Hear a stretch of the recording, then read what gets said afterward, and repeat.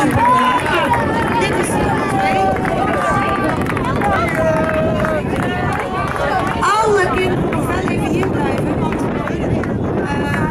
wij hebben nog wel een leuk kamp aandenken voor jullie. Naast de foto.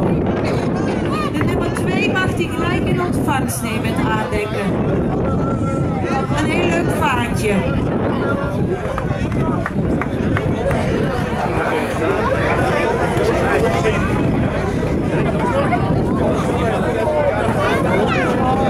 Zijn er nou soms al kinderen afwezig?